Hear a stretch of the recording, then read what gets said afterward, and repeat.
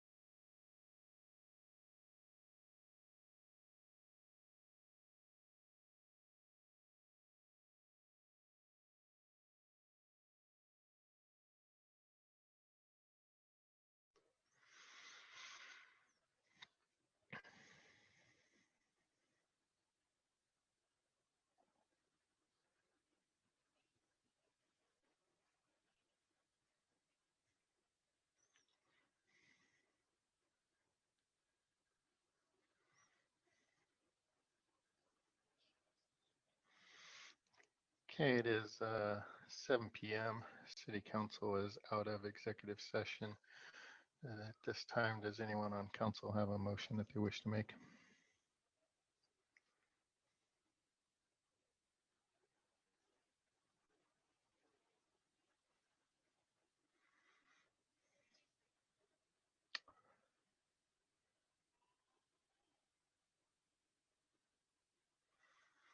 Okay.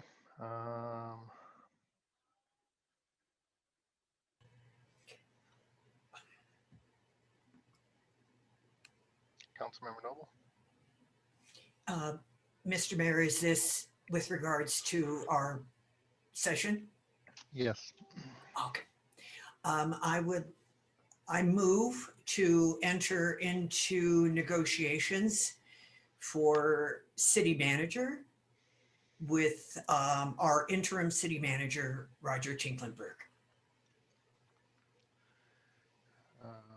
Give me 1 second here. I just had a request that we hold on that, so I recognize your motion, but I've had a request that we hold for a moment, so we'll take that up in a moment.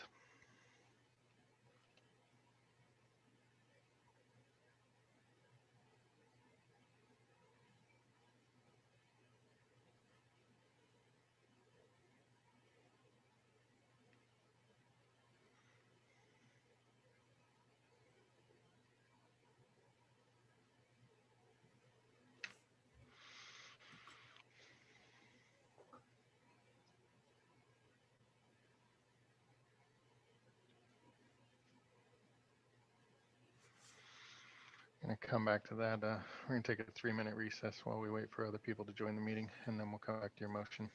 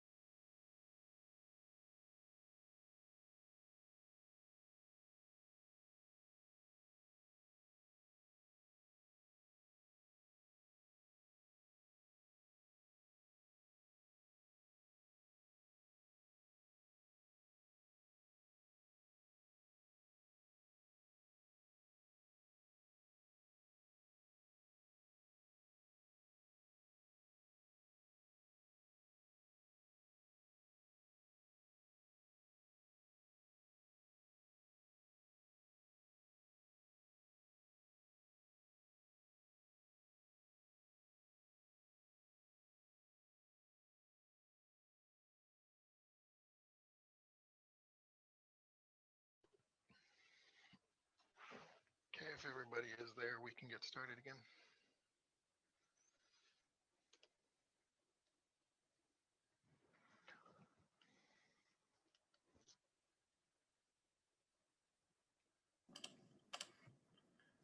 Mayor, I apologize for not being in the meeting at the time that it started. I think given that this is a special meeting tonight, motions were not specifically on the agenda. And so I think there was just an announcement to be made. Okay. As opposed to a motion. Gotcha. Councilmember Noble, is it okay if you retract that motion? Thank you very much.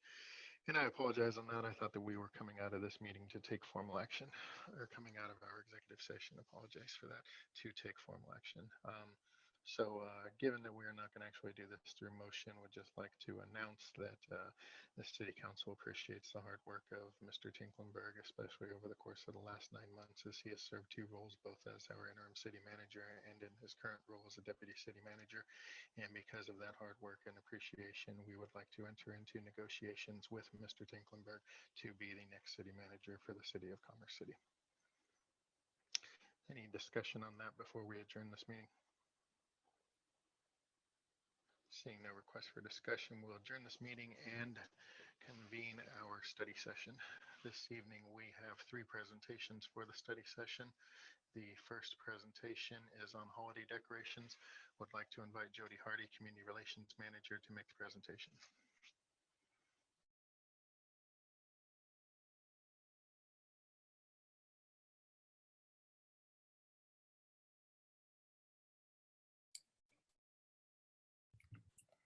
Good evening, Mayor, Mayor Pro Tem, and members of City Council. I'm here to present the holiday decorations updates to you all.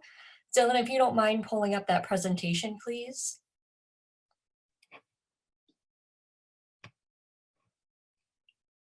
Thank you. And first slide, please. So City Council had requested information on replacing or adding to the city's current holiday decorations.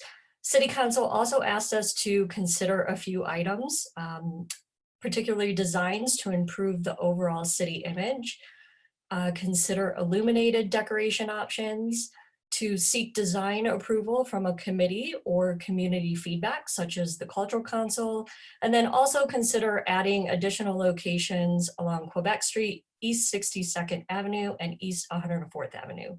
Next slide, please. So our current designed decorations feature a classic or vintage looking design. These decorations were purchased around 1998, with some units replaced in 2006. And the approximate cost each year that it costs the city to install these, and this is, I'm speaking in terms of staff time, is $4,500 per year. Next slide, please. So the holiday decorations are currently installed on 64 light poles around the city, and there's a list of locations here, and that also includes the Derby area. Next slide, please. And we wanted to also provide you all with information on the traffic counts for each of these areas. And then we also added information in here around some of the new locations: Quebec Street, East 62nd Avenue, and East 104th Avenue. So here's a list of the average daily traffic along those roadways. Next slide. So staff researched a couple of different illuminated design options. You all specifically had asked for some lighted options.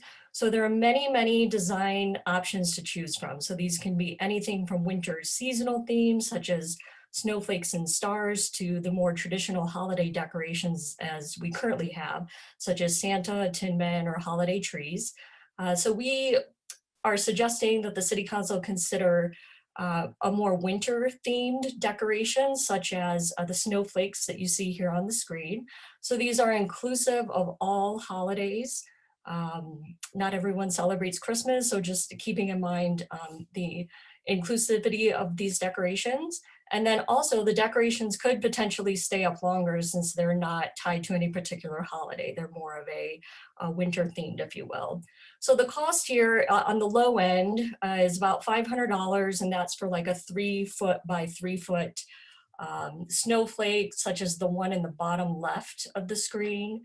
On the high end, it could be just over $1,000, such as the snowflake design in the top right of the screen, but the average cost is $725, and that's for a 6-foot by 6-foot snowflake design. Next slide. Staff also researched some banner design options. So again, this is not illuminated, but it is certainly more cost effective.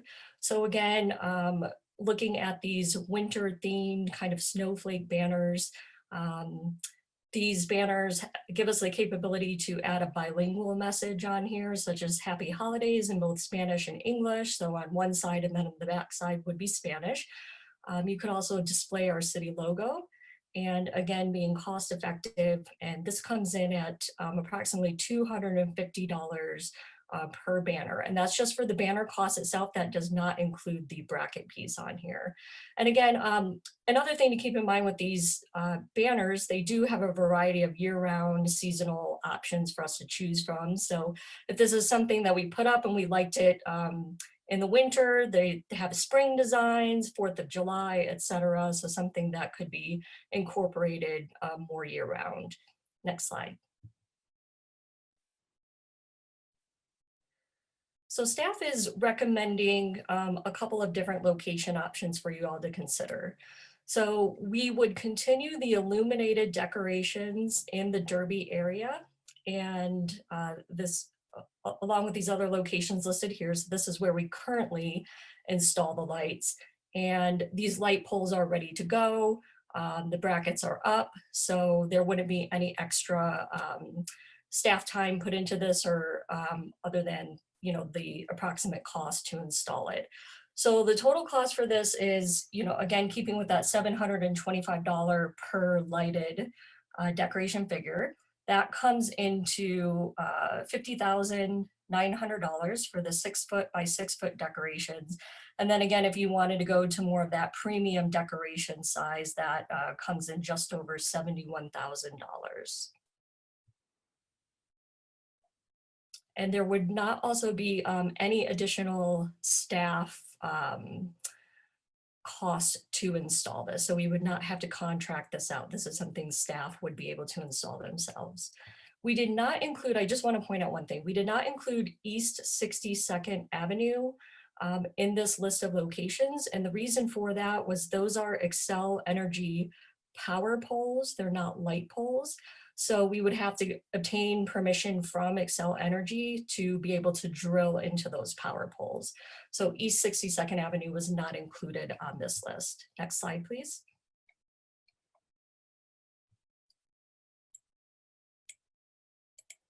So for the banner location options, and again, this is in addition to the lighted locations. So there were 64 locations for the lights.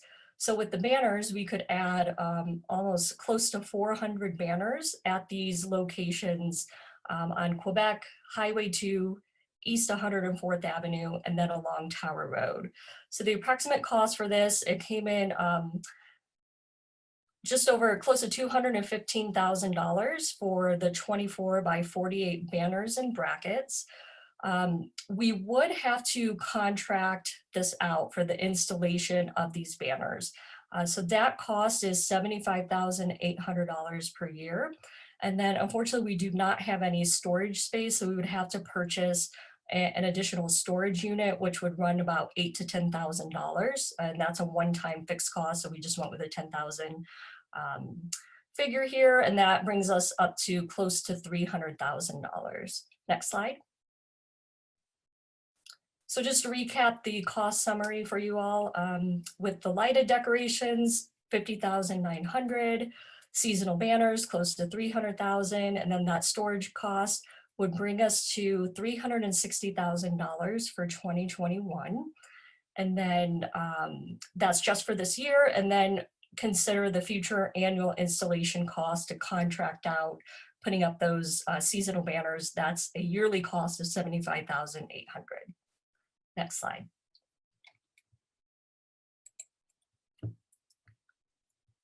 So we just wanted to discuss and looking for direction from you all tonight on how you want to proceed. If you want to proceed with replacing the current holiday decorations, do you want to replace them with a combination of new and illuminated decorations and the seasonal banners? Do you prefer one over the other?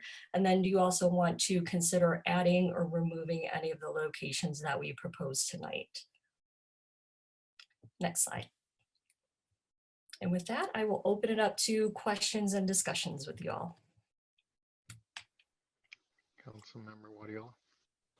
Thank you, Mayor. Jody, for the $75,800, is that for, you said if we get banners, we could do for 4th of July, different holidays. Would that be every time we take and remove? So say we do 4th of July, winter, we're spending $150,000 to put up banners and take them down? That is correct. It comes out to about $200 per banner for the contractor to put them up and take them down. So it is, so the $75,800 number that I presented tonight, That's just for the holiday. So there would be an additional cost if we did want to look at some of the seasonal ones. Why couldn't our staff, if they put the ones up in Derby already, what's the big difference on that? We just do not have the number of staff to be able to do that, or the capacity right now. Or they would just have to look at, you know, what projects you all want to focus on. I will say it takes about, for the holiday stuff, it was like almost 200 hours that they spend getting the decorations out of storage, putting them up, taking them down. So per season, it was like 200 hours.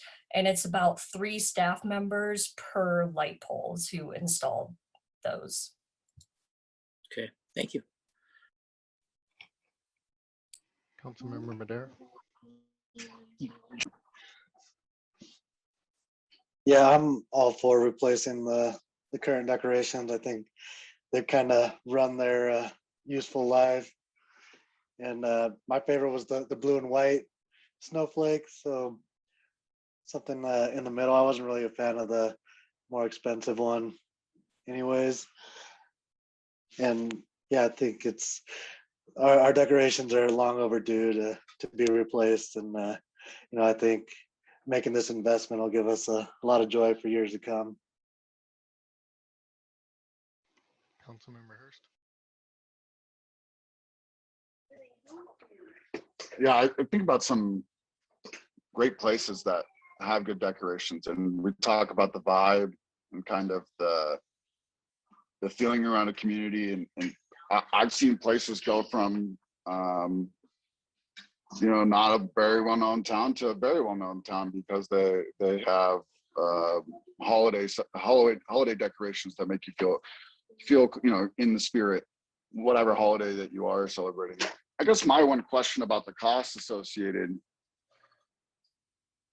is that I understand very well the cost of a bucket truck and installing, but if we're doing year round, it seems like the costs associated per pole would be more related to installing the bracket every single time instead of just sliding on a new banner. I mean, you'd have to pay the cost of printing a new banner, especially if you get specific on the year. But if you just had general holiday ones, that seems like a pretty exorbitant cost, and I might need to create a new business. But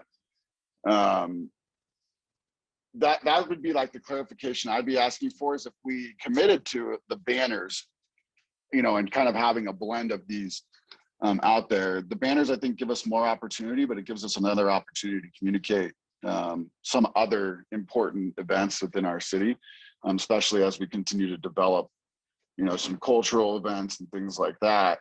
There's your opportunity to fund a one-time, you know, banner on the side of Tower Road, on the side of Highway 2, on the side of Quebec and some of the main strips. And so I like that idea. I just, it does seem really pricey as it's stated right now.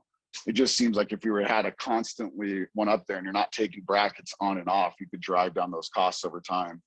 And really get into a pretty efficient operation of just changing out the banner pieces. And so I feel like this is something that I could support. I don't know if all the details, you know, if we could work out some of the details, I'd feel better about it. But I definitely think setting the holiday spirit is a good vibe to have and really helps bring the community together during that. Councilmember Noble. Thank you, Jody, for that. I have some questions also. So there were a lot of roads involved for the lights, and I do love the larger size snowflakes. That's perfectly fine. But it seemed like there were an awful lot of roads for those lights, and are all of the roads necessary, or could it just be major roads have lights? That's one question.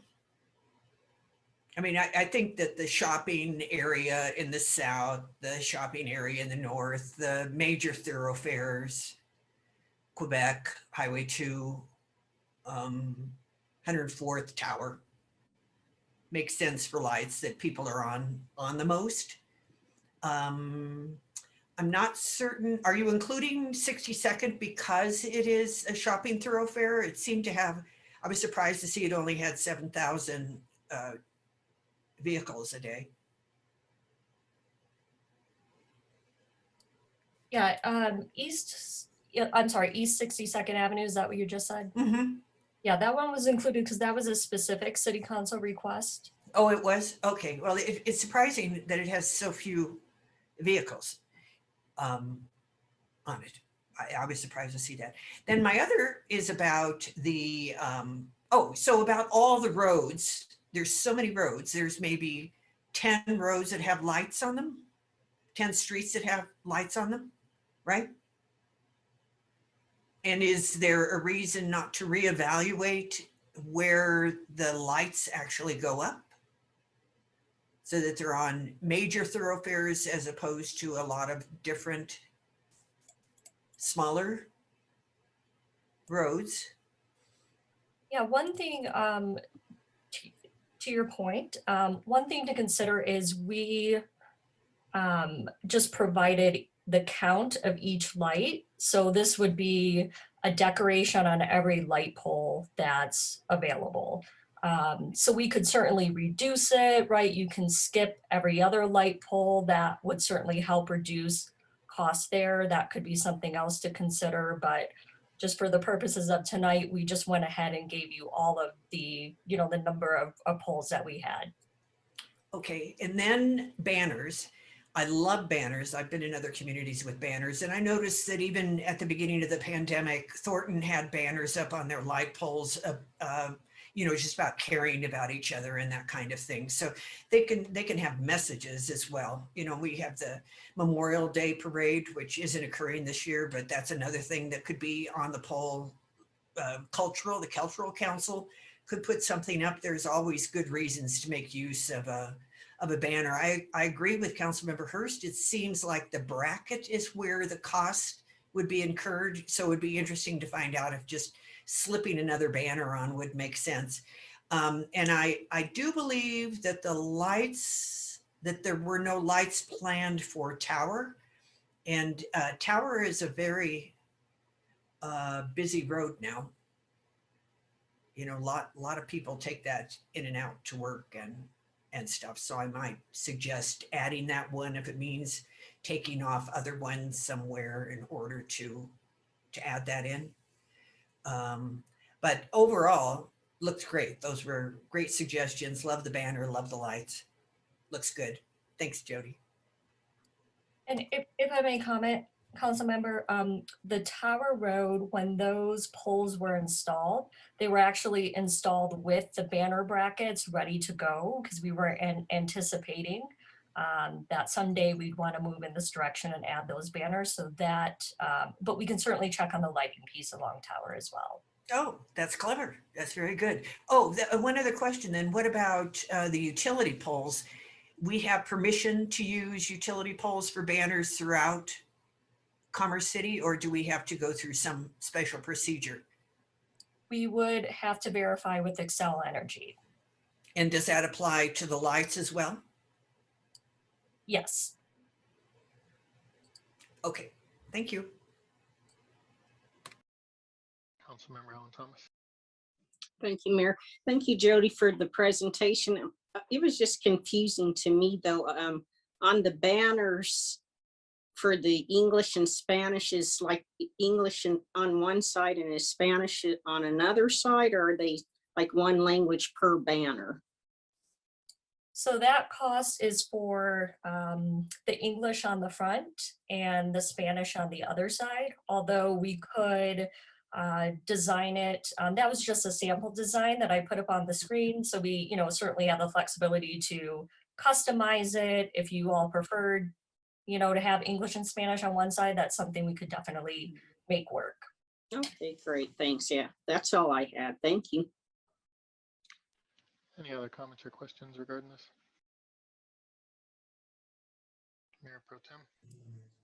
Yeah, I would definitely be in support of updating our signage and adding banners. you know, I know we've been talking about banners for a long time, that there's a lot of exposure that we could have. So I love that idea. I do agree with Councilman Madera. I'm more preferential to the blue snowflakes, because then it kind of goes with the banners as well. But I'm in support of just doing all of it so that our city is updated, because you do go to other cities and look at them, and you know, they look so cool with all their lights and their banners, and I think it's just time that we represented our city that way too. Any other questions or comments? Councilmember Noble? Sorry, one more question. What about renting decorations so that they can be changed annually? That is not something that we researched. We'd have to talk to the vendor to see if that's an option, but that's something we could certainly look into.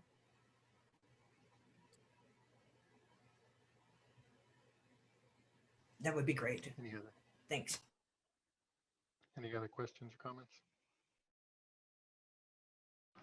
Seeing none, would like to thank you for the presentation this evening, the work that's gone into this. I think this is great and really look forward to seeing the new decorations going up. I especially like the idea of the banners. I know we talked a while back about potentially even getting some Colorado Rockies banners to go up for opening day and things like that to advertise the fact that the MLS team is actually in our city and not in another city next to it. So just anything that we can do to kind of improve the overall appearance and just highlight the sense of community within our city would be great.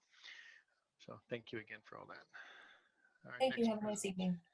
You too. Thank you. Our next presentation is on council policy updates. Would like to invite the city attorney, Mr. Sheasley, to make the presentation. Good evening again, Mayor and Council. Mr. Gibson, thank you very much. If you could bring up the presentation. Okay, thank you.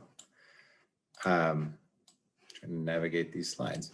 Okay, so bringing back tonight to you the Policy and Governance Committee subcommittee's work over the past couple months to fulfill their mandate from the council.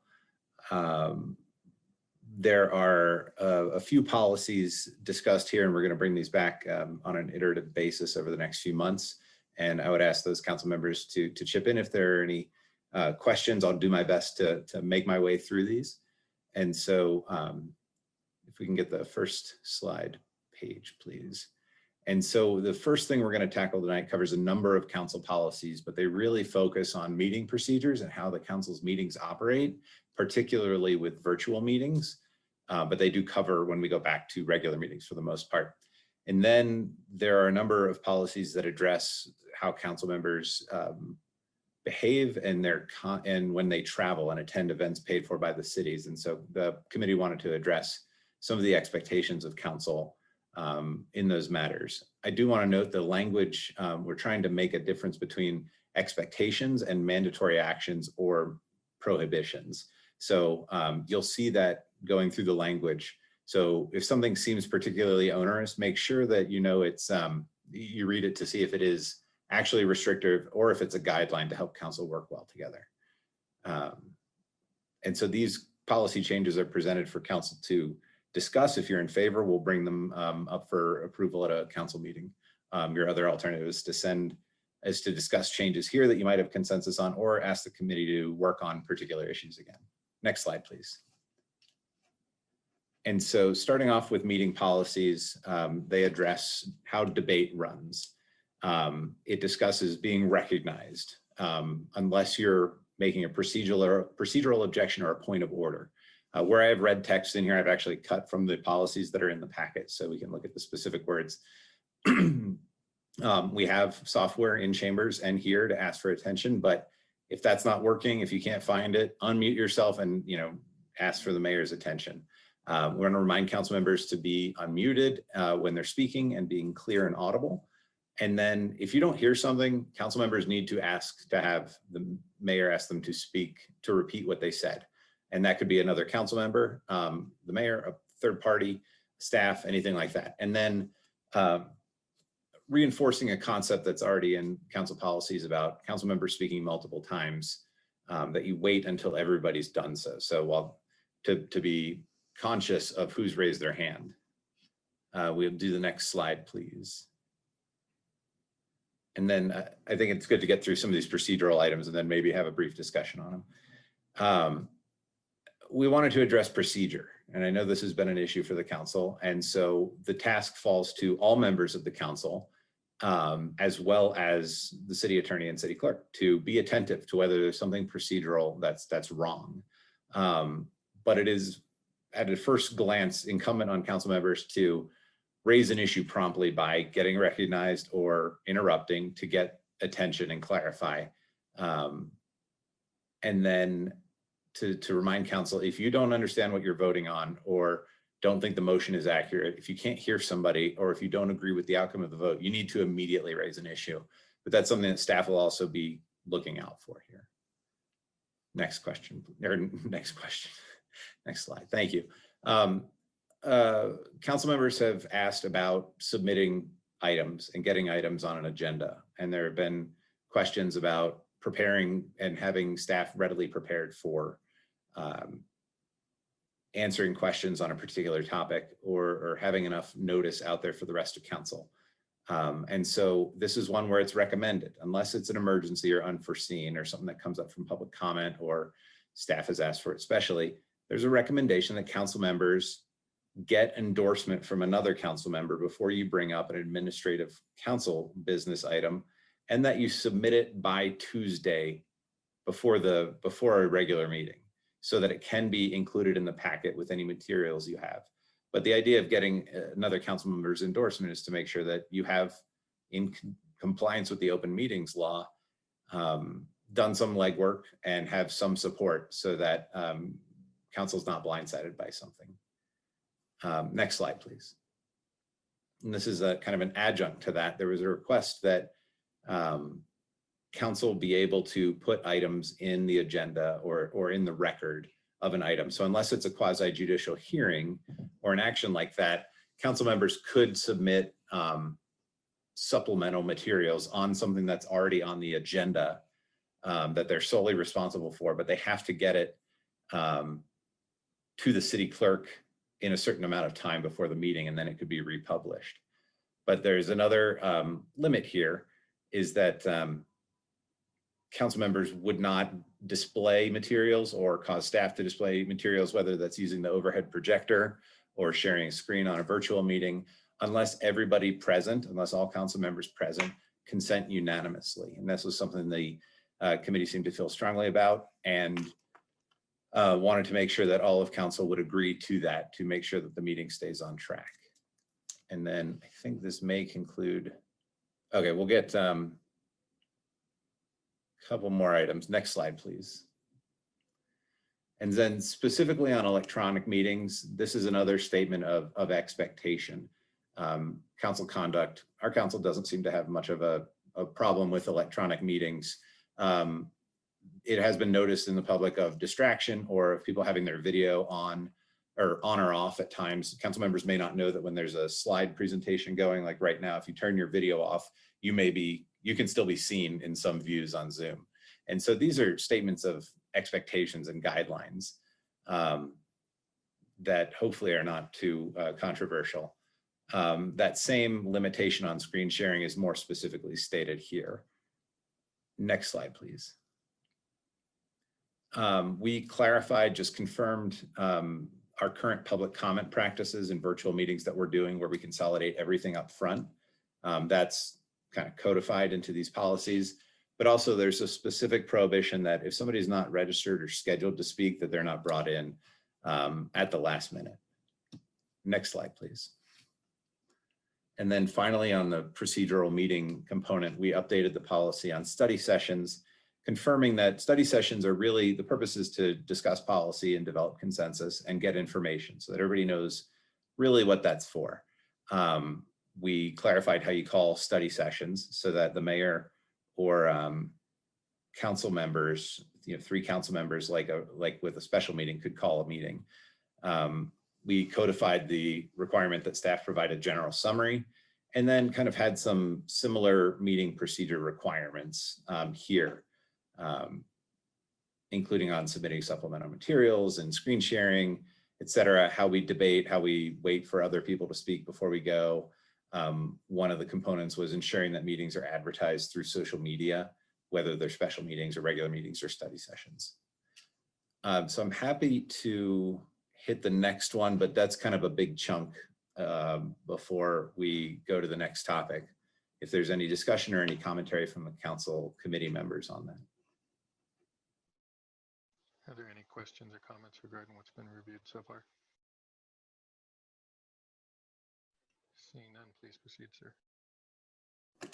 Outstanding. Okay, the next and final slide is up already. So council wanted to address council conduct to some extent and events next. And this was the kind of policing each other and policing yourselves was a component of the charter for this committee. One of the first items was in the current ethics policy. We talk about official business of the city and when you bring, when council members are expected to be kind of on duty. And so the policy would be amended to clearly state that the entire time of a function or travel that is sponsored or paid for by the city is an official matter, whether it's during sessions or after hours. There are currently reimbursement requirements sprinkled throughout the council policies, where if you say you're going to something as a council member that the city pays for and then do not attend, you are expected to reimburse the city for that cost. There's not great guidelines around that, and it puts the city manager, I think, in a potentially awkward position a lot of times. And so we tried to make this consistent throughout, that your first priority, if you don't attend something that you say you're going to go to, is to have the seat filled, with a preference being for other council members, staff members, or even community leaders. You're also excused, then you'd be excused from the reimbursement. You would also be excused if you have an absence that would be excused by extenuating circumstances, simply family, weather, work, that sort of thing, or council could excuse you from it. But that takes the question out of the city manager's hands as to who has to reimburse the taxpayer, the tax money for this. The requirement is intended to set a standard for council members when you're attending something to attend a significant portion of a function, like a conference or an event. Now, there are obviously networking. The committee was cognizant of networking opportunities outside of official events, but given the payment of registration for conferences, et cetera, felt it was important that council members attend and do that. Another concept of reimbursement would be specifically if a council member brings disrepute or disrespect to the office or the city during that event. And then currently the policies prohibit using funds from the city for alcohol or campaign use. And we're making it very clear that if you do spend it like that, you are obligated to reimburse that. If there's uncertainty about the amount of reimbursement that would be required, the council could adjust that on a varying circumstance. And so that is a single slide summary of a kind of lengthy revision to that policy that you may have some robust comments on, but happy to take any questions. Are there any questions or comments on this slide?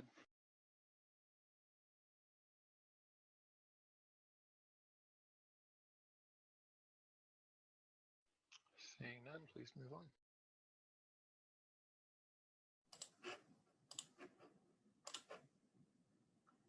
I believe that is it. And so if council doesn't have any further comments on that, we would prepare this for a resolution for formal adoption on a consent agenda coming up, unless there's other direction.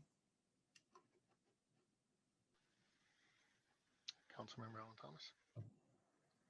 Yes, thank you, Mayor, and thank you, Robert, for the presentation. I was just curious, is it possible, could we make a consensus as a council for all of us to have the same virtual backgrounds as well, like the Commerce City virtual background?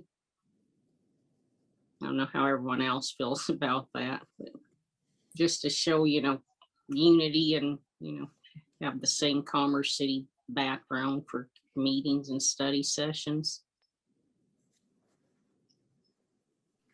Councilmember Madera.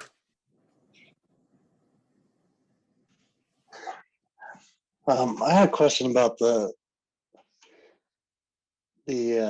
administrative business.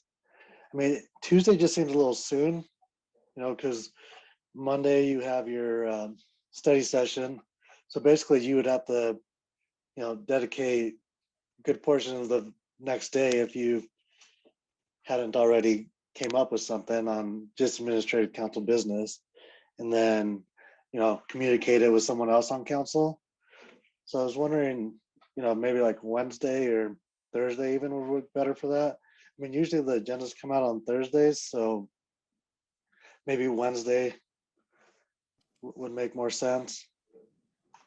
I'll tell you the motivation for that timing. I think I may have suggested it as kind of Tuesday being the latest date. These are things that you've been thinking about typically. And again, this isn't a requirement, but the packet deadline is actually Monday for staff. So the week before, and for the clerk to manage the packet and manage everything that's going into it, we do have a publication deadline of Wednesday if there's a public hearing. And so there would just be a lot of midweek rushing to get things in an agenda at that point. And this is really to try and get people to get a heads up. So if you know something's coming up, but if it's unforeseen or emergency, I think you could fairly bring it up at a meeting, but council may say, well, this isn't that urgent, so you can bring it up at the next council meeting. It's kind of intended to manage that admin business portion so the meeting doesn't extend beyond. And that really, and it also helps to put things in the agenda so then the public knows what's possibly coming up. I understand that. Just the timing seems a little tight, or I mean, I guess we're just gonna have to compile our admin business and kind of do it in arrears. It takes a little bit of the timeliness out of it. Sometimes things come up, or you get emails or calls from the public, and it seems like you wouldn't be able to bring that up for another 2 weeks with this timing. And I guess part of that is you do have other resources through the city manager or the CRM system to go through with that. And it just, yeah, this is a suggestion. You can always make the motion. It's just a recommendation in there. Yeah, I just wanted to see how other people felt about that. Councilmember Noble. Councilmember Madera, I agree with you. I think it's early. And we did have conversation also about time limits on when staff can put things in the agenda, because there have been times when we have received things without enough time to really look it over. One of the things that has changed in the last few months since we began working on this was that if there is a change in the agenda and we get it late after the agenda has been published, that we are at least notified of what the change is, so we don't have to go through the whole agenda and guess at what that might be. So I don't know if you've noticed that, but that has been coming up. But the three of us on the committee, along with Mr. Sheasley, had conversations about all of this, and there is no suggestion here necessarily that every recommendation was a unanimous recommendation, and it is still up to the council to make decisions about this as well. But it was sort of tackling issues as we saw them arise, and what could we do to help make the process smoother. I do agree with you, that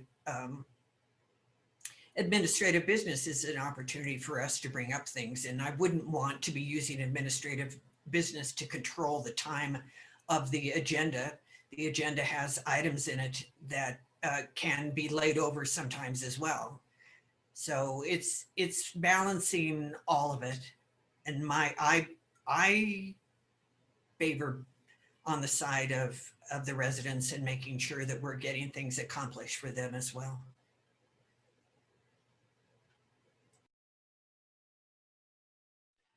Any other questions or comments?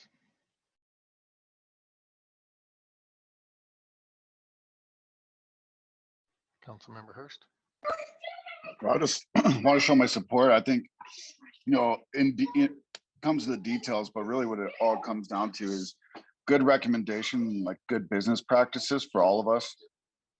But it still comes down to all of us holding each other accountable to these things. And those are where when these conversations get tough is, what steps can be taken after an event or anything like that. And so I just want to make sure that, when we're putting this out there, we all look at these as best practices and try to live by them, but there's still no clear definition as to how to handle something if it does happen. And I'm sorry to finish that. I'm not suggesting there should be. That's case by case. So it's just a tough one. And I'm just trying to say that we manage our own expectations, that this isn't going to solve every issue, but this is a great best practices, if you will, for us to all live by. Councilmember Noble. In addition to not putting your mic down, we should have listed not raising your hand or not leaving your hand up. So, sorry. Any other comments or questions?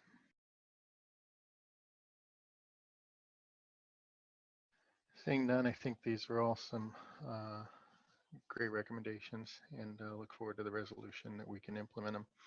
I do want to highlight on the holding each other accountable. Last week we had an event for the Mayors and Commissioners Youth Awards, and there were 3 council members that were RSVP'd for that. They were written into the script that were supposed to be there to read portions of the awards to the recipients, and 3 of those council members did not show up.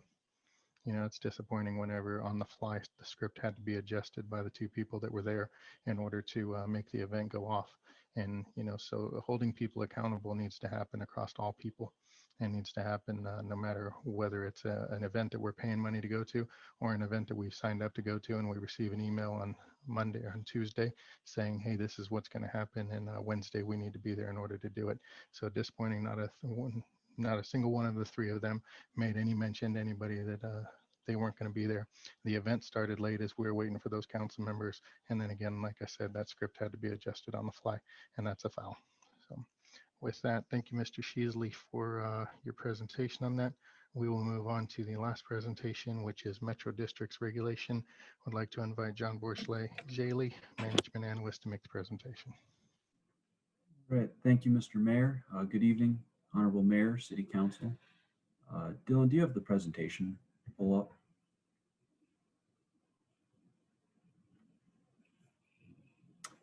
All right. Thank you very much, and good evening again. Here tonight to talk to you very preliminarily about Metro District regulations. This is something that we've kind of discussed sporadically or on specific issues as they've come up. We haven't really dedicated time to sit down with all of council and discuss this issue in full. And so that's kind of the purpose tonight. This is a first step on, and if we go to the next slide, talk a little bit more about the purpose tonight. This is just a very general, very, very high level overview of Metro districts and potential regulations, council's appetite for regulations. The purpose tonight isn't to really get into the weeds or the details of specifically how those regulations would look on paper, what areas we would like to look, but if council does have an appetite for enhanced regulations on Metro districts, council's general outlook on Metro districts, that kind of alignment between development and regulation. And then finally, council's consensus direction to staff on next steps for how to proceed. Given that this is an issue it's very important, and doing it correctly does require a lot of staff time and effort. If council does want staff to go forward with that, we are asking for a consensus from council that this is what we would like to, that council would like us to go forward with. Next slide, please. So first we'll start with some background information on Metro districts. There's much more detailed information available in the council communication that accompanied this presentation. We'll try to hit these slides fairly quickly to save more time for the discussion at the tail end, but if you do have specific questions about anything on the slide or anything that was in the communication as well, please please ask and I'll try to get you a more detailed answer. Next slide, please. So what are metropolitan districts? They're created under Title 32, the Colorado Revised Statute, as a special district that serve as kind of a quasi-local government. So they have governmental powers that are subject to legal restrictions and provide services as set out in the service plan. And these are services that are otherwise not provided by the city in whose jurisdiction they are. Next slide. And what do? Largely, they serve as financing for creation of new developments, rather than having to have the developer front all of the money for infrastructure or negotiating some sort of arrangement with the city for construction of that infrastructure. It allows for the developer to obtain financing by using the promise of future tax revenue to service that debt that they incur. It allows for favorable tax treatment on that debt that they incur as well. And it can also, if authorized by the service plan, provide for continued operations and maintenance within that development. Next slide. These are just a quick overview of the steps for how a metro district actually comes into being. Steps 1 and 2 are what the city is most focused on. This is where regulations decided by council actually come into play and affect that initial application by a potential district, and then that hearing as well. Next slide. And then council's role within this. This is laid out in the Special District Act. You have what's mandated by the act, that you have to provide a decision on the service plan and on any material modifications or amendments to a plan, filling vacancies on boards, as well as receipt of reports or due diligence findings. And that's laid out more specifically within the act, what has to go to the city versus what goes to the state. And then there's certain things that are permitted by the act that council can do at its discretion, but aren't necessarily mandated that council must do. Next slide, please. So we'll kind of take a quick pause there. Does anyone have any questions about that background information before we continue on? Councilmember Noble. What's meant by filling vacancies on boards? Yes, ma'am. If there are, and Mr. Sheasley, please jump in if I start saying something that's incorrect. If there are vacancies on a Metro District board that have not been filled through the election process, then the city does reserve the right to appoint someone from the district to fill that vacancy. Generally, right. The statutes under the Metro District Act or the Special District Act give the right to the municipality that approved the service plan to appoint board members if there's a vacancy that's not filled. We did that recently with, I want to say, the Buffalo Highlands Metropolitan District, where there was a recall effort underway. And rather than go through with the recall effort, the board members chose to resign, leaving 0 board members. The board could have resolved that by appointing members, but they left it to the city to appoint. So the city solicited interested applicants within the district and then appointed. That's the limited circumstance for appointing board members. Can our choice supersede this is confusing because a board is usually run by the developer in the first place until the project is built out to a certain point.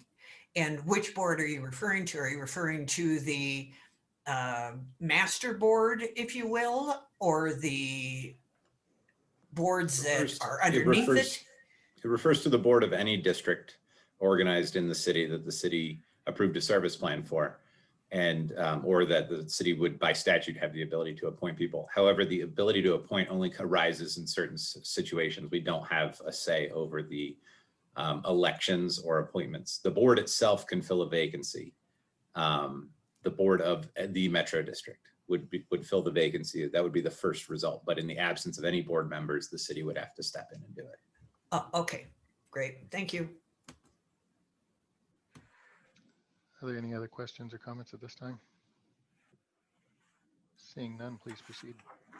Yes, sir. Next slide, please, Tom. So we do have, as we start to talk about regulations, there are some obstacles to regulations within Commerce City. One of the main things is that these service plans that have already been approved, these are set and the city can't unilaterally alter them. So whatever terms are laid out within these service plans can't be altered just by city council action. This would require a negotiation with the Metro District. And it's a problem. It can be a problem in some circumstances because views on regulation of Metro Districts have shifted a lot in the past 20 years since we first started seeing Metro Districts in Commerce City. So essentially, council as it's currently constituted is in some cases held to agreements negotiated decades ago. So the city can only renegotiate these service plans in a couple scenarios. If it comes up for amendment, which is initiated by the districts, or if the city identifies that there's been a material modification to the service plan. The actual definition of material modification is left for a little bit of interpretation. And that's something, if we move forward in this process and begin discussing a little bit more specifically of regulatory vehicles for how we could actually implement some of these regulations, the definition of that could be one of those. But more broadly speaking, once this service plan is entered into, city council by itself does not have the power to enforce any sort of regulation on these districts without the district's consent, if that makes sense. And additionally, any increased regulations will increase the cost for residents. If there's any sort of increased oversight or due diligence, reporting, transparency requirements that requires more action from the district, it's likely to pass those costs along to residents through an increased operations and maintenance mill levy. So those are just a couple of the obstacles before we begin talking more about what we could do. These are just some of the obstacles that do exist. And I want us to be very upfront about that. That makes it difficult for some of these existing districts to actually implement regulations. Most of these regulations we would be looking at would be moving forward with new Metro districts, although the city could, either as districts come for amendments on their service plan or simply ask as a show of good faith to the city to enter into these negotiations about amendments. Next slide, please. And so before we move into the next section, does anyone have any questions about that brief slide?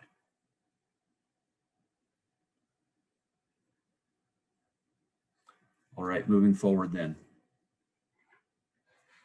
Next slide, please. All right, so just kind of an overview again of the role of districts in the city. Districts have played an important role in the development of the North Range. They've been key facilitators of that development. They're responsible for a lot of the residential development, and that residential development is what drives that commercial development. You have to have enough houses and enough residents to start to attract those businesses that we do want to see. And historically, previous councils have prioritized that development part over regulation. That's kind of a gross oversimplification of saying it's just development or regulation. But if you look at how the previous service plans have been constituted, they have more favored development than strict regulation or oversight. Next slide, please.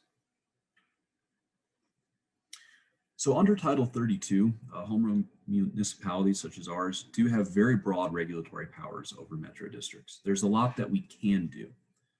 Unfortunately, just because we can do it doesn't mean that, in reality we can. Just because it's feasible doesn't mean it's possible. The stricter regulations that we look at will require a lot more resources to actually enforce and have work. And that will either take the form of third-party contracting and increased fees there, or significant investment in staff time, which could necessitate new hires or taking time away from other council priorities to focus on these regulations. Additionally, it could also see increased application fees. But again, those are costs that will then likely be essentially passed on to the residents of these districts. Next slide, please. Sorry, going back one slide. Again, with the regulatory potential, while the city does have very broad currently regulatory power under Title 32, we do know that there will be some sort of Special District Regulation Act coming before the state legislature this year. We're not entirely sure. This was mentioned in your memo that we discussed earlier this evening.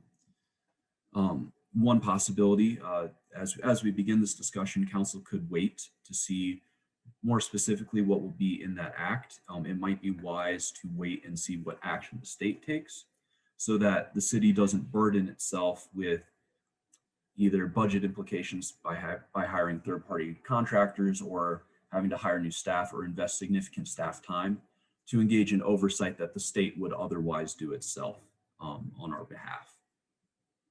Next slide, please. So these are some discussion points to keep in mind as we seek more specific direction from council. So does council wish to develop additional regulations? And this would be in addition to the modifications we made to the model service plan last year. There's a little bit more detail on those in the council communication, and myself or Mr. Sheasley could also answer questions about those. But we have enacted a few more regulations through that. And moving forward, how much does council wish to invest in this project in terms of budget or staff time? We do know that any final product, any additional regulations beyond what we already have, will require some sort of either budget impact or a significant investment in staff time. And given that we have not yet discussed this with full council as currently constituted, we just want to sit down and make sure that we do have a consensus from council that this is the direction that council wants to go before we begin to make those significant investments. So next slide, please. So next steps, we're looking for that consensus direction on what to do next. And if council wishes for staff to proceed on this, if we do get that consensus, the next step it'll require a lot of staff time, but it'll be an iterative process. We'll come back with broad areas, kind of broad strokes, what we can do for these regulations. And, we'll have that conversation, and each time we meet, we'll get closer and closer, kind of working towards that point where hopefully sometime by the end of this year, early next year, we actually have an ordinance in front of council to vote on that has these new regulations in place, if that's the direction council wants to go. So this will be the first step in a long process that will see some fruit if this is the direction that council does want to go. Next slide, please.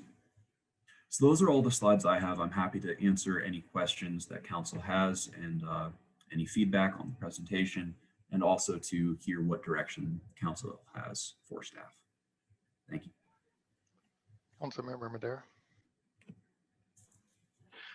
Yeah, can you remind us, do we reduce the maximum mill levy in our model service plan? And what is it? The max for debt obligation is 50 mils, and for operations and maintenance, it is 10 mils.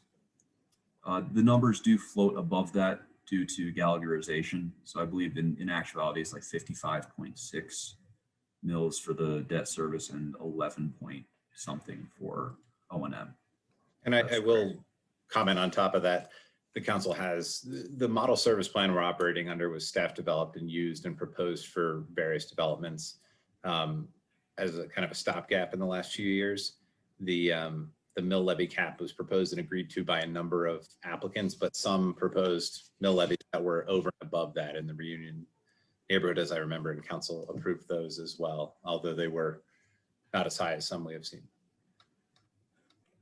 Because I think ultimately that's where we need to get to is reduce, the mill levies that we'll accept. So developments have to take out less debt, and instead of saddling it on the residents, that the problem is you don't get any of that back. At least if it's rolled into the price of the home, then preferably when you sell that home, you're gonna recoup that investment. Whereas the Metro District, it's a tax, and that's the way that people see it, and they see it as a city tax, and it reflects poorly on the city in that sense. So I think if we're ever going to get a hand on this, we have to come up with something that's more agreeable to residents, and set a cap on that mill levy that's going to be something that's not going to stifle development, but at the same time not straddle residents and have them carry this debt.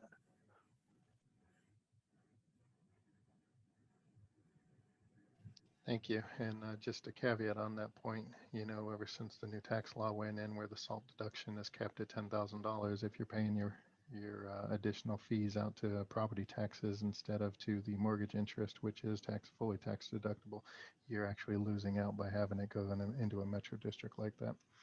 Councilmember Noble. Thank you, Mayor. Thank you for the presentation.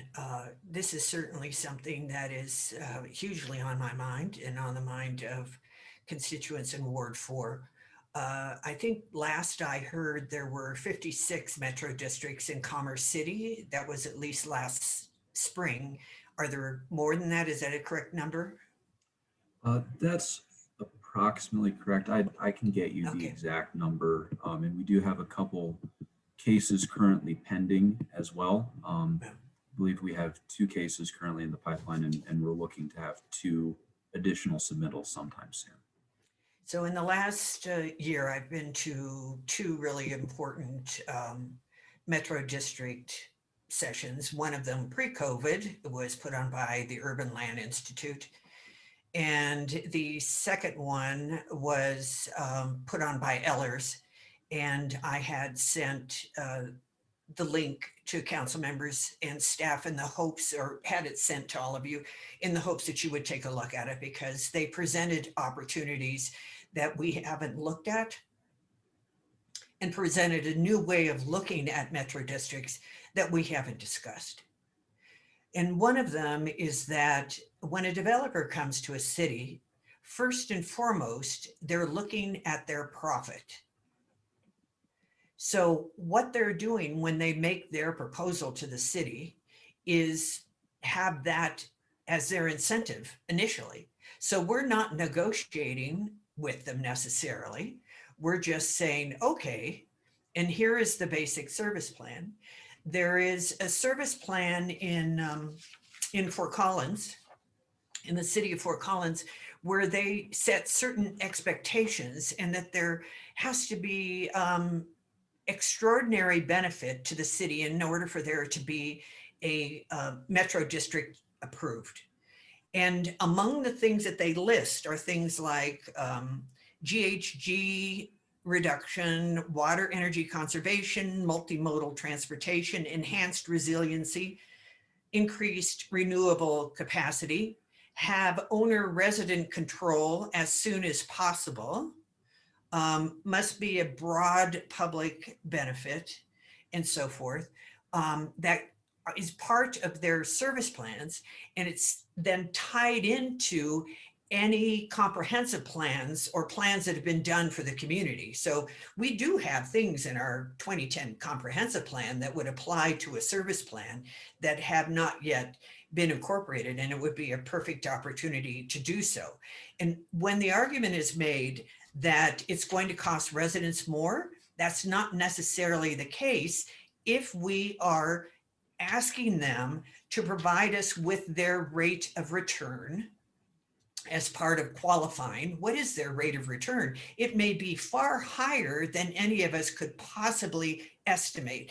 And therefore, it won't be something that would be saddled on residents because they're seeking too much profit anyway. There is in the information that Mr. Sheasley sent to us last year, when I had asked to have a Metro District Commission, if you will, created. And instead, the idea was to simply investigate. And what we got back was a summary, some research on the Reunion Metro District, not on all 56 of them. But one of the things it suggested was request a pro forma analysis from proponents of future metro districts. And that's— Councilmember, sorry, Yes. I don't know if that review was public or if it was a confidential review at the time. So I just want to caution you from reading from it. All right. So let me just say that Fort Collins requires a pro forma analysis, and Ehlers recommends a pro forma analysis so that the city is actually invested in figuring this out.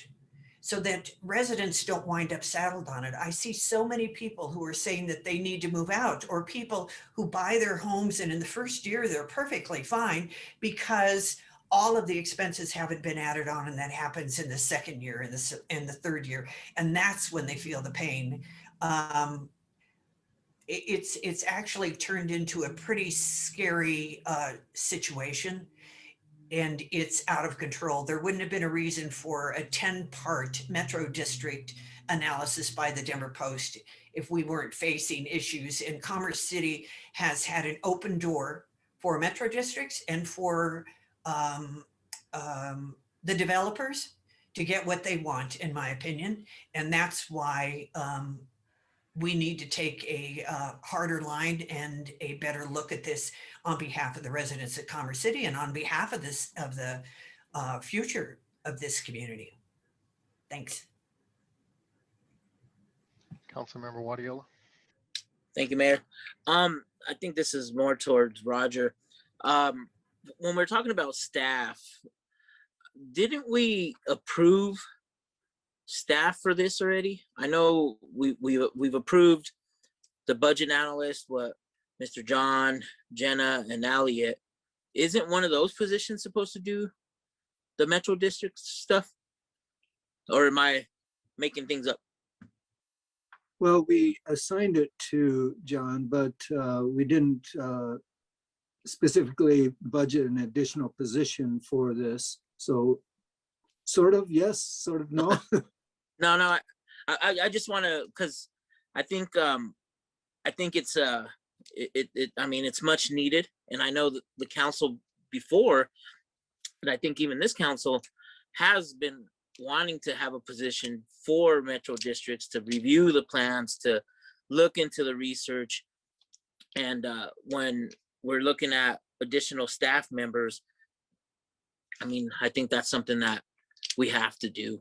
So I wanted to make sure, I don't know if I was correct or not, but that's good. Thank you, Roger. Certainly. Councilmember Hurst. Yeah, I think it's not that I have a different feeling about it. I just think I have a little bit different perspective. And I hear a lot of the same complaints that Councilwoman Noble is hearing as well about the, year two is killing me because the tax increase or some of the costs associated. And I want to find ways to solve that. But I also can point to several districts that are better off being districts than they would be any other way. And so, and are managed appropriately without any, very transparent, without any question marks by them. And good decisions have been made by the homeowners of those districts. I live in one, but I can point to several others too. And so, I just don't think a sweeping change is necessary at all levels. It's really highlighting some of the practices that can get a specific district types in trouble. And so there's 2,800 districts, special districts in Colorado. It's not just Commerce City that relies on this. Almost every major entertainment center is within a district. It's about managing and controlling those, I think, to the letter of the law and with the right intent. And I think many times what we hear about, and from a negative perspective, is when there's not homeowners or property owners involved in the decision making. And of course, I think in any situation we can all agree that that's a tough pill to swallow when those that are having the impacts have no say, and that's just almost un-American, if you will. And so we just need to find ways that we can make those impactful positions, because you can't force homeowners to get on these boards either, and it takes quite a bit of effort. There may not be weekly meetings or even monthly meetings, but it's not like it's a no effort position. And so you have to find people willing to make those commitments and willing to participate in this type of localized government. But one of the reasons I support Metro Districts, just a general idea, is because it further localizes your government and allows you to make neighborhood level decisions within your own city. And so to me, that is always gives potential for people to kind of have an impact on where they live, like right where they live, not just in the city that they live in. And as we grow in size, that can become even more important, to have an impact on your localized community. And so I in general want to make sure that we are doing our role as the city and making sure that there's no opportunity, or we, you know, almost eliminate the opportunity for there to be any mismanagement or kind of front loading of some of these districts. But I also think that if done appropriately, with the right intent, that special districts can be very beneficial to neighborhoods and development in general.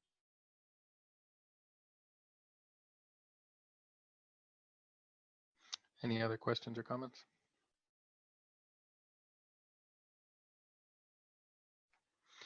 I think it's interesting. Back in 2018, the Hill reported that the debt in the metro districts in Colorado was about $19 billion. Currently, the state government of Colorado has a debt of about $18.6 billion. So there's more debt being levied onto the tax payers of each one of those metro districts right now because of the way that they're structured. You know, there was a time whenever it didn't affect you as bad. Like I said, in 2017, the tax law changed and capped your SALT deduction at $10,000.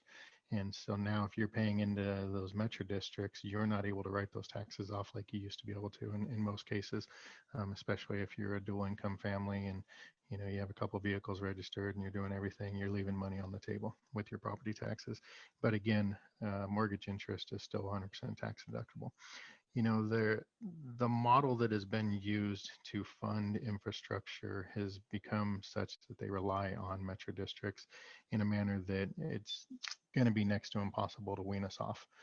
I have long said that we should be looking at other communities across the nation that use other forms of districts, such as SIDS and LIDs. You know, in that model, which is popular in Clark County, Nevada, that debt is actually assigned to the particular house. And it is incumbent on you as the homeowner to pay that debt back. If you want to refinance that debt at a lower rate, that's for you to do. If you want to extend the term, that's for you to do. If you want to sell your house, you transfer the debt on there. But you don't get into this situation where we've had developers in this community that have abused the fact that they control these metro district boards by refinancing the debt and extending the terms out, by refinancing the debt and doing cash out in order to fund projects that basically were a complete waste of money because nothing has been built on those projects. You know, I mean, every time you drive by and you see, wow, you know, the homeowners that are in this district are having to pay for this infrastructure that is sitting here not being used. What a shame and what a foul that was being done on them. So the districts, while they may serve a benefit, oftentimes are serving to the detriment of the people that are buying into those districts. And so the question comes, how do we best manage so that we can continue to have sustainable growth? And I think that's the key word right there, is our growth needs to be sustainable and can't be at a rate that we cannot continue to support with city services, but needs to be sustainable growth, but at the same time done so in a manner that provides as many protections as possible to the residents that currently live here, as well as the residents that are going to move in here and live in one of those districts. You know, I look at there's a district that offers under the master servant model, and that's a complete and utter foul, because the people that are sitting on those servant boards don't really have a say in what can happen in their district, because they're contractually obligated to kick money up to that master district, and there's not a single homeowner in the master district. And there never will be a homeowner in the master district. And the model that was developed to allow that to happen has taken and implemented something that this country stands against, and that is taxation without representation. Because you don't get to represent yourself sitting on that district as a homeowner, and yet you have to pay taxes into that district because it's the master district. And there's just things like that that have taken place that have, you know, probably, and for lack of better words, the Metro District little forum that Mr. Bourget and I, and I don't remember who else went, I think Jenna went with us as well, Miss Lowry. You know, we went and you had a Metro District attorney. There are attorneys that specialize in nothing but Metro Districts. And she's sitting there saying, well, you guys as a city have the ability to, you know, regulate this, and you can put what you want in the city plan. We don't have that level of expertise. We have a very talented city attorney and he has a great staff with him, but none of them specialize in that specific industry the way these Metro District attorneys do. And so the cards are stacked against the cities and stacked against the residents of those cities to be able to put forth the regulations that you need to make an ironclad service plan that's going to protect people today, tomorrow, and into the future. And I think the biggest thing that we have to do is figure out how do we balance that need for sustainable growth with protecting the residents. And that's going to require changing some of that model service plan. And that's going to require putting in protections to make sure we never again see a master servant district. Never, because that's just not fair. To make sure that we have protections of you can't refinance your debt unless the homeowners consent to it or the landowners consent to it. It can be an industrial, it can be a commercial district as well. It doesn't have to be a homeowner. But those kind of protections that are put out there should be the bare minimum of what we are doing to try to protect people if we are going to continue to see these metro districts used. Ultimately, I'd love to see them weaned off. And I keep telling every single developer I talk to whenever they say, hey, we want to get a metro district. And I say, you know what? If you build your development without a metro district, I'll sell my house today and go buy one of your houses. Just because it's more financially advantageous to me to not be paying those metro district taxes than it is to go and purchase a house and pay additional. The other thing that happened is, you know, they removed the funding limits on loans. You can go get a government loan now. You can get a VA loan. You can get a Fannie Mae, Freddie Mac, and whatever. And there's no funding limit anymore. Used to be whenever we bought our house, it was $417,000 was the top. That's gone away. So you no longer require these fancy finance models in order to bring the price of the home down in order to get people to be able to get their financing approved. But the sinister side of that is the Home Builders Association will tell you every home that goes up $1,000 in price is going to weed out 1,000 people from being able to purchase it. So what are we doing? We are artificially lowering the price of homes by allowing these metro districts to put the cost that should be part of the home into the taxes. And then what happens? We get people financed who quite honestly probably should not be financed to purchase the home because it doesn't accurately reflect what those property taxes are going to be. Because the property taxes on your little closing document says it's $1,000 for the year. And we know the next year, great, maybe it's $3,000 and the following year it's $7,000 and it happens just like that. The metro districts are how I got started and everything because I got a property tax bill and said, what in the heck is this metro district? And whenever I researched it and there was a board capable of having 5 people and there were only 3 people on the board and 2 of them were vacancies and the other 3 were developers and you couldn't find any information. There wasn't a public website. The only thing you could do is go to one website listing metro districts and it told you to contact an attorney. And it's ridiculous. And the efficiencies that are out there. We should not have law firms being district managers. That is the most inefficient person you could have as a district manager. $300 an hour, $400 an hour billing is what's being charged to run your district. It's things like that that we have to start putting those protections in there. And I apologize for rambling on so long, and I'm sure you all are tired of hearing my voice right now, but I'm passionate about this because for too long, the system has been abused and put people into a situation that is unattainable for them to be in, and it is not sustainable. And the worst part is, and I say this all the time, if property values go down, guess what? Those bonds still have to be paid. So your taxes are not going to go down with your property values going down because the piper still has to get paid. And so we really are in a tumultuous situation that I'm afraid if we see a decrease like we saw in 2008, we're going to be hurting. There's going to be a lot of families in this community hurting, and it's just going to spiral out of control because $19 billion in debt has been levied on the back of people, and most of them don't even know it whenever they purchase. And so another thing I would like to see, full disclosure. You should have to sign a document. And everybody says, well, you get your disclosure documents. Great. How many times was that disclosure document photocopied before it was handed to you? And I say all the time, disclosure is not enough. We need education. You should have to be educated on what a metro district is and how much that is, and acknowledge the fact that you are moving into a house in a metro district, what that mill levy is and what the implications are going to be on your property tax bill. And oh, by the way, your taxes today at closing are going to be this, but 2 years from now, you can estimate your taxes are going to be this much. That's the kind of education that needs to go in. And I think that's the kind of education that can be put into the service plan to make sure that the home buyer of tomorrow remains a home buyer of tomorrow. I apologize again for being long-winded. Any questions or comments or follow-up on that? Councilmember Noble. Bravo. That's all I have to say to your comments. I do have a question though. A resident wanted to know about all of the service plans. Are service plans confidential, Mr. Sheasley? The service plan agreements? They're not. The service plan is more of a charter than an agreement. And then there are IGAs. These are all public documents. Absolutely. Okay. Then they would like to see them on the city's website to be able to access the service plans and the IGAs so they can read them for themselves. And that was a goal whenever we were going forward with having somebody, and I know Councilmember Wadiola brought up, didn't we have somebody that was there? The goal was to not just have those service plans, but also your annual financial reports. You know, every year those financial reports have to be filed. They have to be filed with the city. You know, there's no reason why we should not be a repository that allows you to go one-stop shop. Let me pick the neighborhood I'm in. Great, here's my stuff. And I know Mr. Borgelli did some great work putting the map together and everything, the GIS and stuff. And then I don't know how much further you've gotten since the initial time you showed it, but we should have that. We should have the service plans. We should have when board meetings are. We should be a conduit of information for that, because I say we as in the city, approve these service plans. And if we're just washing our hands and walking away and saying we don't do anything, contact your Metro District, that's a foul to the people, because ultimately we should have the responsibility to make sure it's being done. Yeah, because the notifications about meetings are not reasonable either.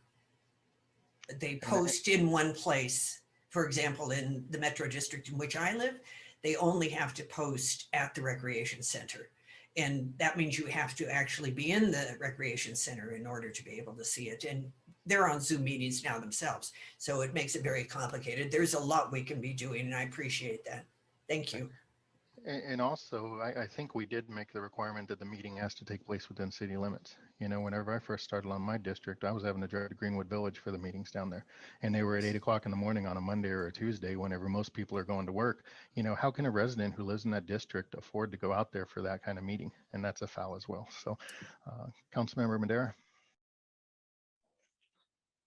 Yeah, I was just going to answer the questions. I think, we do want staff to proceed with this, and I think we probably need a good lawyer that specializes in metro districts to review the service plan and build in some of these protections, and really make sure that we're following that, because I think a lot of times you get these service plans and everything else, and it's so convoluted that you lose track, and we need to kind of set that bar and say, when we're presenting these metro district service plans, these are the deviations. This is where it's higher or lower, because from what I've seen, everyone goes to the max. Whatever the maximum mill levy is, that's what they're putting out there for their bond issuance, and that's what the residents ultimately end up paying. And I think the website is great, and even if it's not on the city website, then we should require each metro district to have a website where they're posting everything, and that type of regulation. And websites aren't that expensive, so if they're having to pay $100 to maintain a website for every year, I think the benefit that the residents get out of that metro district is going to be far greater. So yeah, and in terms of staff time, I know it's going to take a lot of time, but I think it's long overdue. The city's been straddled with this, and it's probably the #1 complaint that we get in the city is about how high our taxes are. And so it's time that we need to do something about it. We need to review it and come back with some ideas and proposals, and then let us go from there. Councilmember Hurst. Yeah, I think to build on, I think everybody's comments, but specifically Councilman Madera's comments. And this is just study session, so I'm just throwing out ideas, but when we build this infrastructure and it gets turned over to the city, that's what all of our streets are in the metro districts. The city still has quite a bit of skin in the game, if you will, in these discussions and these decisions. And obviously that's why there's still standards for our neighborhoods and such. But I wouldn't be opposed to looking at ideas for metro districts have to pay a small portion of their revenue to the city to process this type of thing, because to pay for city staff, because I really think that does put us in a situation where we show the oversight that's necessary for this. Because like I said, I think there's some good examples out there. Well, why not take those best practices and try to make them part of our service plans, where we're finding stuff that is working. But I can tell you that I can't speak for everybody, but I know that feeling better about metro district oversight from the city is something that I know the board members on my metro district discuss, because a lot of times you're a homeowner, you're concerned about your taxes, so you jump on this board and you have no clue what you're getting yourself into. And you're trying to educate yourself quickly and get caught up. But really having that legal perspective, if you will, from the city and ensuring that at least the basic standards have been covered gives you makes you a little more comfortable in that opening discussion, right? And so you're put this responsibility out there as basically a volunteer, but you also want to feel good about some of the legal situations that you're putting yourself into. And so, I'm not opposed to all these ideas kind of being put on the table in a package where this still is a city service. And I think the Metro District as a whole can pay a small portion, it doesn't have to be a lot of numbers, but the amount of Metro Districts we have, if everybody paid, $1,500 a year towards this, we could fund a whole full-time employee at a decent wage, and so just an idea for us to kind of take a look at on how we get to yes on this without having to impact some of the other priorities that we have as a council. This is a significant enough priority where I'm would like to hear that type of discussion happen, because it is money, it is time. I understand what you guys are saying, and there's no insignificance about time that it would take to do this appropriately. So let's find a way to fund it. And I know, like the back of my hand, the Metro District budget that I live in, and I know we could fund $1,500 a year. I know we could probably fund $2,000 a year.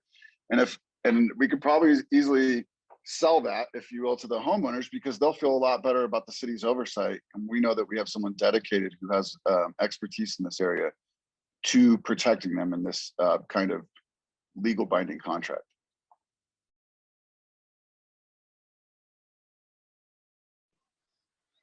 Any other comments or questions? Seeing none, thank you, Mr. Bourget and Mr. Sheasley, for the presentation this evening and the additional information.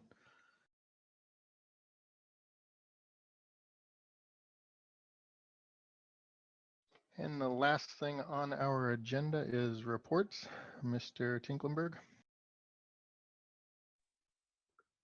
Thank you, sir. 3 items. First one, just a couple of announcements. City Clerk's office, both Yadira, Yadi as we call her, and Jordan Roberts are now notaries. So if you need something for city business notarized, they're right there in the front at the lobby in the City Clerk's office. Also, something that City Council wanted to have happen is videographer has accepted a job offer and will start on May 3. So a couple weeks from now. Unbelievable, a couple weeks from now is May already. But anyway, have a videographer starting. So that's good news. And then the doodle poll, we received 8 of the 9 responses. And right now, May 4 is the leading contender, but Councilmember Alan Thomas wasn't able to make that evening. Is that something that could be resolved, Alan Thomas? I don't want to put you on the spot, but just trying to figure out if we can move ahead with that date. And Mr. Madeira, does that work for you? The 4th works for me. Okay, Yeah, I'm checking my schedule real quick. I'm Roger. all right. Yeah, I could make, that was 6 to 9 as well. That's what I recall, yes. Yeah, I can make that work. Excellent. We have 9 out of 9 who can make May 4 work, so we'll plan on it. Thank you. That's it for me, Mayor. Thanks, sir. Are there any council members wishing to make a report? Councilmember Can I Hurst? make a, Oh, when I'm you're sorry. done, I'd like to make one as well, Mayor. Mr. Sheasley, you're up. I don't get scripted anymore, if I can. I just wanted to acknowledge an error I had last week talking about when you can have an election for a charter change. Mr. Gibson did some research on my behalf with his other clerks and confirmed, as Councilmember Noble suggested, that a special election can be held. The issue will be coordinating that and the cost of it. So we will take that in mind as we're looking at the potential charter change stuff going forward. And then the other thing I wanted to note, the Public Utilities Commission, which is the state regulatory body that regulates, among other things, railroads, has new proposed rules out for crossing projects that are much more favorable to municipalities, including timelines, costs potentially being imposed, whether they can be enforced is one question, but if I have the opportunity to sign on behalf of the city, I was going to indicate the city's support for that from a legal perspective through a body that we're a part of if we don't get anything drafted. It's a pretty short timeline, but I wanted to let you know that unless there was a strong objection. I assumed council would be in favor of that. So that was it. Thank you. Thanks, sir. Councilmember Hurst. Yeah, just a quick report from E470 board. Winter retreat was pushed back. I don't have the date yet, but more exciting news is the planning phase from I-70 to 104th has got underway. I know Roger and Director Stewart from E470 have had initial conversations, and those conversations are going to continue proceeding. And as those develop, it's going to be talking about interchanges at 88th Avenue, 96, 104th, and just as you're working your way north, as well as the planning phase for the Sable interchange there is in the works as well. So I think exciting news from E470 in terms of the expansion we've all been hoping for on the north end, because the south one's already got all of that.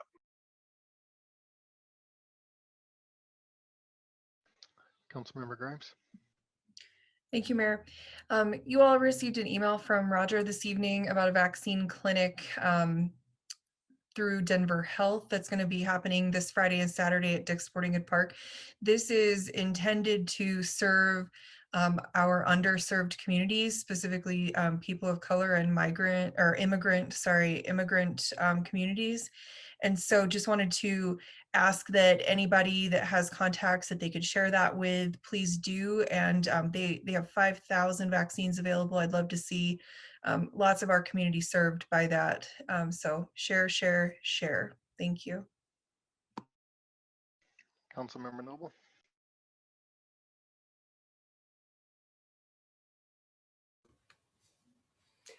I was thinking about share, share, share. That's good. I almost started singing or something. It reminded me of something that should be sung, but it's wonderful to be able to have more vaccines. But that wasn't my topic. My topic was the Senior Commission. I had shared with Interim City Manager, Mr. Tinklenberg, and also with Jody that the Senior Commission was seeking to have the city's website rearranged in such a way that is user-friendly to seniors. It brings everything all in one spot, if you will. And that was a unanimously approved motion last Thursday of the Senior Commission. And darn, I really did start thinking about vaccinations and I lost track. I have had mine though, so that's good. Anyway, all right. It couldn't have been that important or I wouldn't have forgotten about it, right? Thank you. Any other council members wishing to make a report?